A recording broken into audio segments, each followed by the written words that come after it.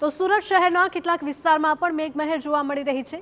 અનેક વિસ્તારોમાં વાતાવરણમાં પલટો આવ્યો અને ત્યારબાદ વરસાદની શરૂઆત થઈ છે। સુરતના ડભોલી, સિંગણપોર, જહાંગીરપુરામાં પણ વરસાદ પડ્યો છે।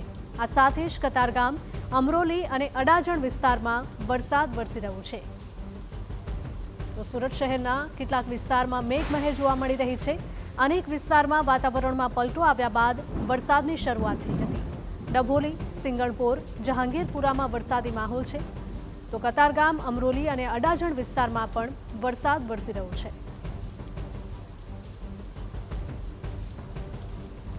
તો સુરત શહેરમાં મેઘમહેર જોવા મળી રહી છે કે આપ જોઈ શકો છો કે અંધારપટ છવાઈ ગયું છે અને બીજી તરફ ભારે વરસાદ વરસી રહ્યો છે। વરસાદના કારણે રસ્તા ઉપર પાણી ભરાવાની પણ શરૂઆત થઈ ગઈ છે। સુરત શહેરના જુદા જુદા વિસ્તારોમાંથી આ જ પ્રકારના દ્રશ્યો સામે આવી રહ્યા છે। તે પછી ડભોલી હોય, સિંગણપોર હોય કે જહાંગીરપુરા, તમામ વિસ્તારોમાં વરસાદી માહોલ જામ્યો છે। તો કતારગામ, અમરોલી અને અડાજણ વિસ્તારમાં પણ મેઘમહેર જોવા મળી રહી છે। લોકોને વાહન હંકારવામાં પણ મુશ્કેલી પડી રહી છે, કારણ કે રસ્તા ઉપર વરસાદી પાણી ભરાવાની શરૂઆત થઈ છે।